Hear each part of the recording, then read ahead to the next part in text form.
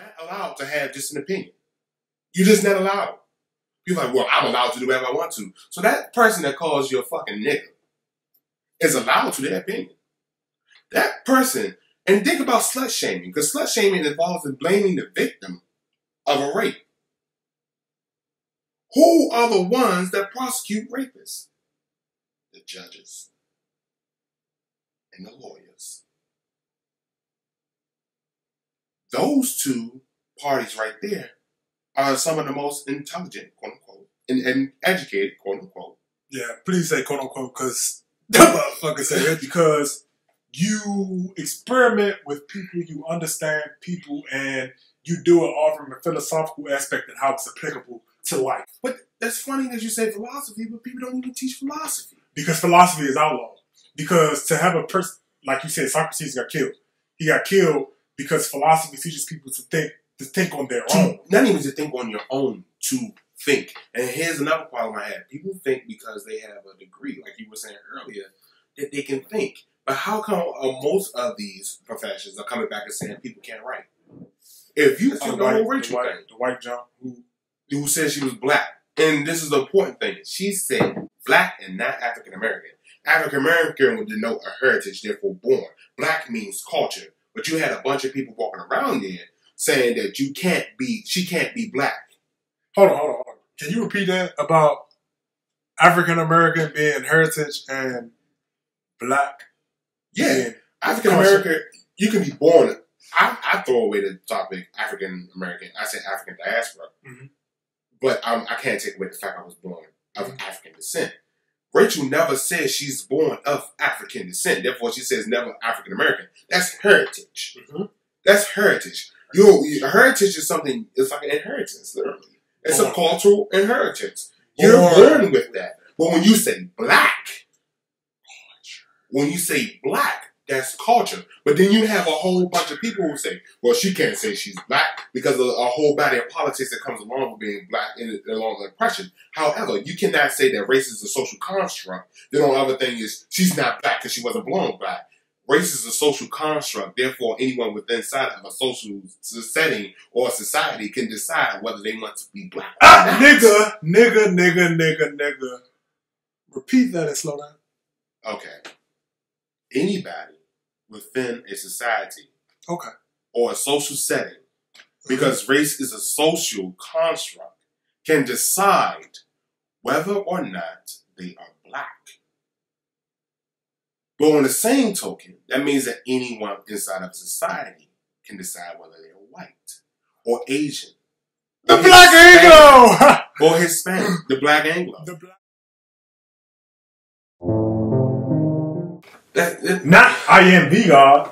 I am the God. But that's the thing you pointed out. You understand the difference between a definite, which is which goes back into how people aren't really that educated as they say they are. Because that goes into they're not as knowledgeable. They are well educated. They are horribly knowledgeable. You're right. They're well educated. They're super educated. They're well educated. That's the problem. That they graduate and they stop educating. Because to be educated is to assume that you know everything. I'm educated, so there's nothing else to learn. It's always more to learn. It's always more to learn. I saw some nigga with a PhD and that nigga said, I'm ashamed. He traveled. Damn, I forgot that fucking name of the nation. But he was a mathematician. Mm-hmm. Said, it's so crazy. The shit I learned in school. Math is religious. Is nothing. Math is religious. He said, I'm mad that I even paid for that shit. No shit. Because you went to another whole different... My point is you went to a whole different culture which doesn't align with ours. That's the difference between what they call... Here's my point. Here's my point. Here's my agitation. It's not just with our generation. It's with the generation before us who told us to go to college, but they stripped away an actual education. See, you can't sit here and talk about John Locke and all the rest of them, because there was a point in time when a scholar went on a grand tour. Mm-hmm. They actually traveled. It was a journey. It's a journey. Academia is supposed to be a journey. People are like, what's the difference between a student and a scholar? A student is worried about a grade. A scholar is worried about their thoughts. Two totally different people. I don't give a fuck if you give me an F. You gave me an F because you disagree with what it is I had to say. Bet you don't. Or exactly what I didn't do the work. But you have someone who gets an A and they can't come out their classroom. They can't do anything for you because they got that A. My thing is with classical education didn't say, well, here's the engineering, here's the math and everything else. It's all encompassing. How can you tell me the best way to build a church as a structural engineer if you don't understand how a certain religion or a certain group of people view certain shapes? Math is religious. Look at the Torah. Look at the Hebrew alphabet. Math is language, though. Math is more language. More than just religion. Math is universal. This is what you see when people look at mosques, like, oh my God, it's so pretty. You're looking at math. Because they believe, I will say, there's some of the scholars that I have read and encountered believe that math was a universal language. That was the language of God.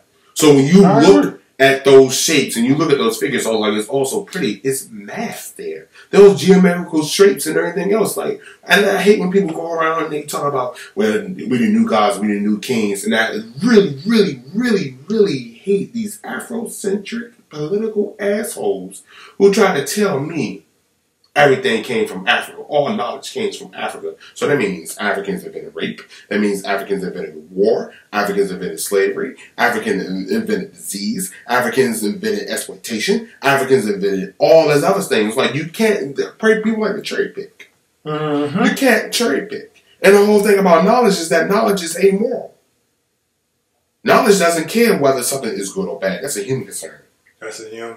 No, that's not a human concern. That's a human concern. No, that's good not or bad. That's a human concern. No. That's a human concern. It's not a human concern. It's a layman concern. People of higher stature with power can care less about whether it's right or wrong. Because the power comes from the layman. The power comes from the layman. Whether it's directive or you're convincing the layman. What power comes from? You have to convince. I'll just say this: the French Revolution. Every single revolution that has ever happened is because the people in power forgot that their power came from the layman. They took Marie Antoinette's ass, put her in the guillotine, and cut off her head. The same thing happened to Napoleon Bonaparte II. When he came through, I'm just thinking about the way they operate. No, I'm just thinking about the current masses. Nah. These motherfuckers. No, people give away their power all the time. That's by voting.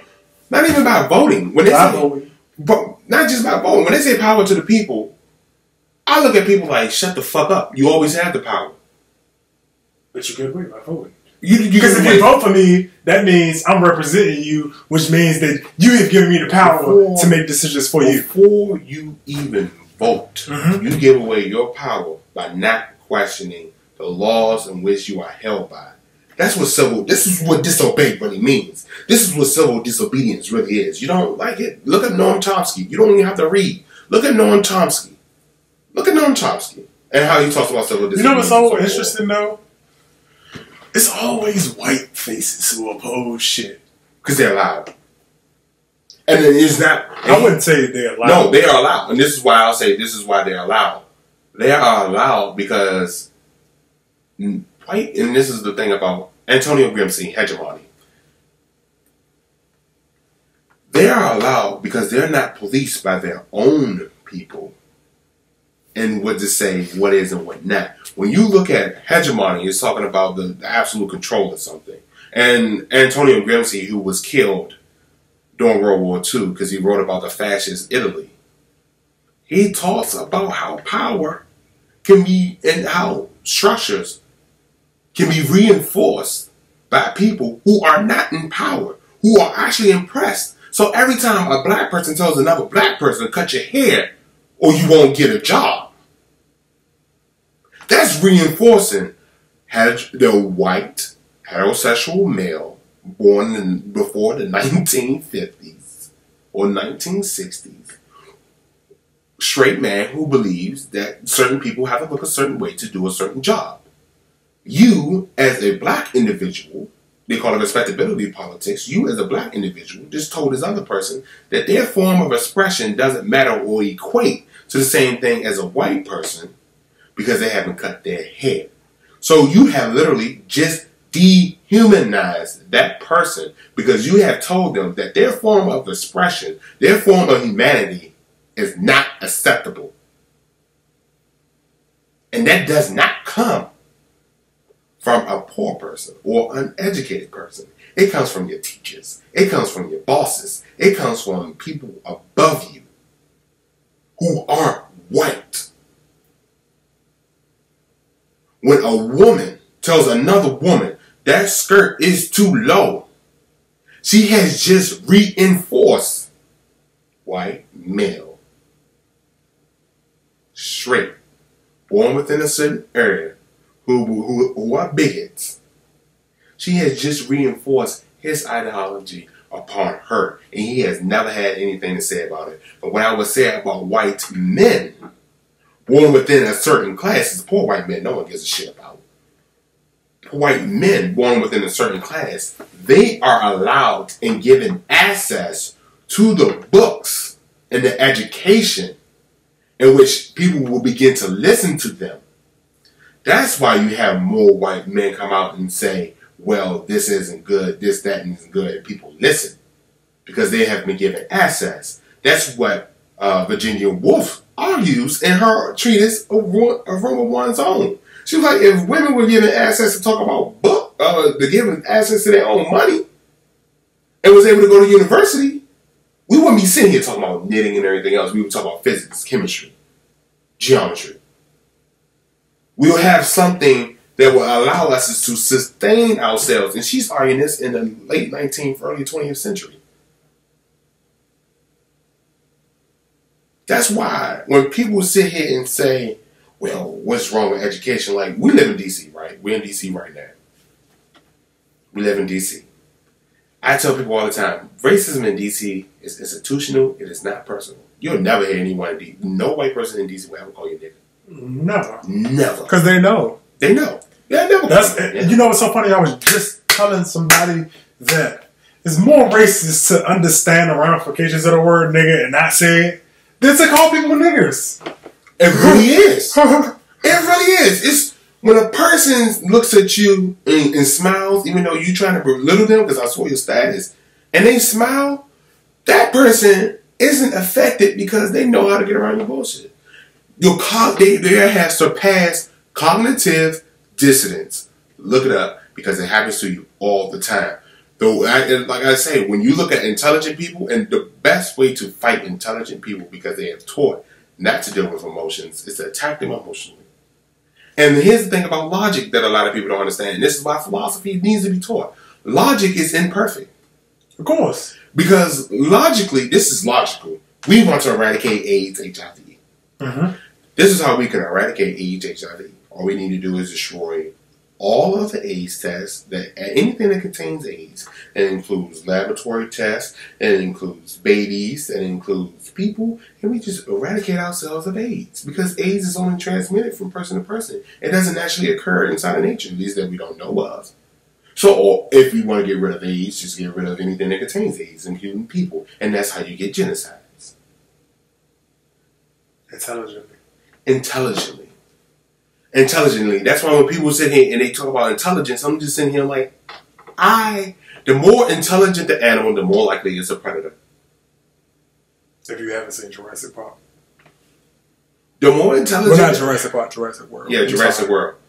The more intelligent, yeah. The more intelligent the animal, the more likely it's a predator. That's why these kids, I feel, must be socialized. You need to socialize them beyond the whole thing. What movie did I watch recently? There was a movie I watched recently that only dealt with something. It was on Netflix. It was done in 2015 and it talked about most of this stuff. About being highly educated. Highly educated and highly intelligent. It doesn't matter if I believe in something crazy. If I believe that women... So you feel like kids need to be socialized for what? Kids need to be socialized to understand that there are different forms of intelligence, there are different forms of living, and that people... To prevent atrocities? To prevent atrocities, what really needs to happen, that there needs to be a push for the humanities, for humane's sake. Because not every single person is going to be able to get a degree. Not every single person wants a degree. Not every single person wants to develop their brain the way I have developed mine. And I developed my brain in the sense of language. I'm pretty good with language. Now, if you think I'm good with language, I'm even better at thoughts. I don't think people necessarily need to be socialized. They do. Because I'm not against motherfuckers killing them. I'm totally... Because you want to know why? It is the yin and the yang. But see, that's the thing about certain shit needs to occur. But that's the thing, that people have always seen that. We know that thought works. We know if I kill a person who disagrees with me, then I get my way. We know that works. Mm-hmm. We know that works. What we don't know works is if I don't kill this person and I do allow them to live and they feel the same way I feel, as in, yeah, I disagree with you, but that's where the hostility ends. I disagree with you. So you disagree with me. So let's go about our day. So are you saying that we should learn from past civilizations and past practices of the world? Yes, you have to learn. You learn. It is one of the greatest things. One of the things that confounds me all the time is how people can talk about political leaders and how great of an impact they had, and not really look at their lives. Look at Winston Churchill. Mm-hmm. Winston Churchill, one of the greatest leaders you can ever say, and we still use his words all the time. The finest hour, our darkest, whatever the fuck. The British people, you can correct me. But what people don't take in consideration is that Winston Churchill came from a great family.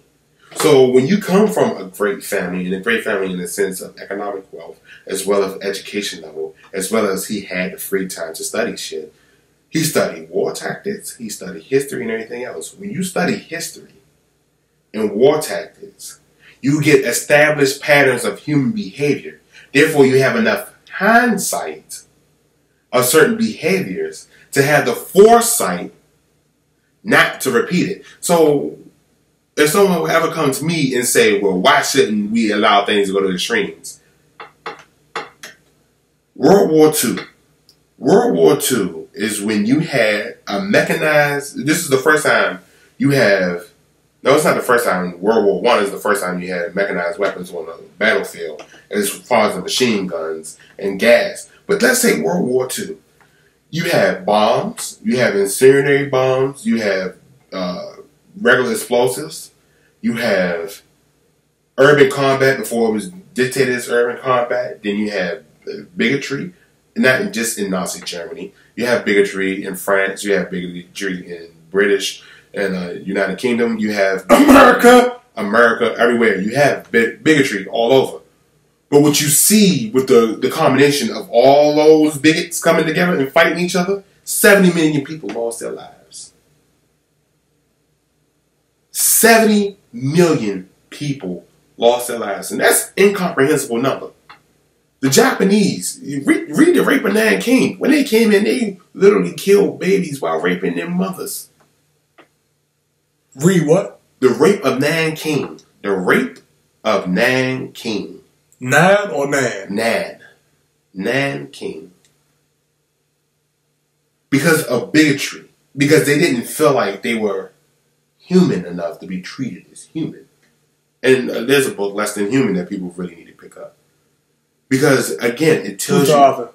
It's right there, actually. What? It's right there. Right there on that stool. Less Than Human? Hold on. Less Than Human. 1 second. Less Than Human.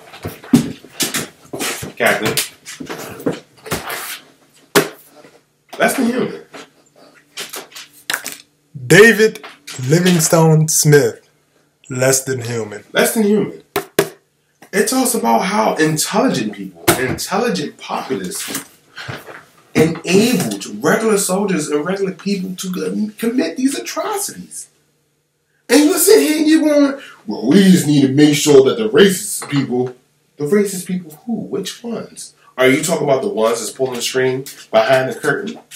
That's telling the layman racists that, oh, because you look like me, you're better than them. Because black people doing the same thing. And when I say black people, I mean those who throughout my whole life, because I used certain words, said I wasn't black. See, that's one of the things y'all don't want to talk about. You don't want to talk about how you took away blackness from people and isolated them. But now that when someone says that they black, you don't want to claim them too. When you took Justin Bieber, I'm gonna let him talk, y'all. You took Justin Bieber, Justin Timberlake, and all these other people as black because they felt on this whole blue-eyed soul thing.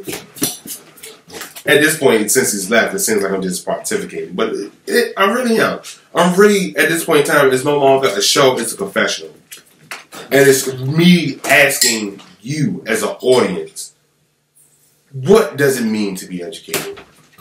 What does it mean to be a person who has the ability to articulate any argument that they seem worthy and necessary?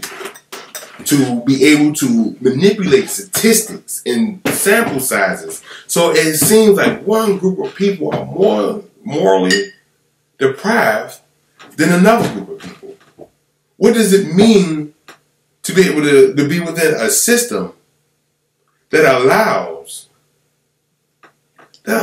women to be raped with the simple myth that men can't control their sexuality? What does that mean?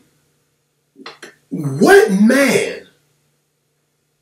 Now, man, who identifies as man, whether you're trans or not, if you identify as man, you identify as man. What man would allow his daughter, because I believe homosexual people should be allowed, gay homosexual people should be allowed to have kids. That's the last thing in my mind. Oh, they're gay. So who gives a shit? Do they beat their kids? Do they love their children? If they do that, then they're great parents in my mind. But what man would want to send... Society fucked up and we just heterosexual parents, so... Exactly. But what man would want to send his daughter to school and say, don't get too drunk now. They're going to rape you. And that be okay. But... Look here. And this is where she's going to get educated. No, look here, though. So, you saying that, right? But that goes on. It does. It goes on, and not just in women's society. Black parents got to tell their kids, look here, you can't go outside and play with super soakers, or you can't go outside and do that, or you can't do this, or you can't do that, because you get your ass shot down. Brown kids, too. But the point... I get the point what you're saying is that we continue to perpetuate and the very things we wish to undo, we further. We further them shits. We further. There's no way in hell I would ever tell my niece, because I don't have a daughter, I would ever tell my niece that skirt is too short. Only time I tell my niece that skirt is too short, I'm like, look, I can see your vagina. That's too short. That's indecent. That's not improper. That's indecent. Like, there's places for that. What the fuck is proper? You know what's proper? Grammar. Grammar. This is why I hate grammar Nazis. Because grammar was established... Hold on, what is a grammar Nazi?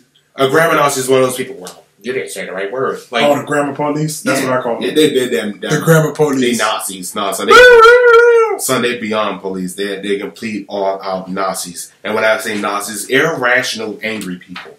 Nazis. Irrationally angry. Hey, but you know what's funny?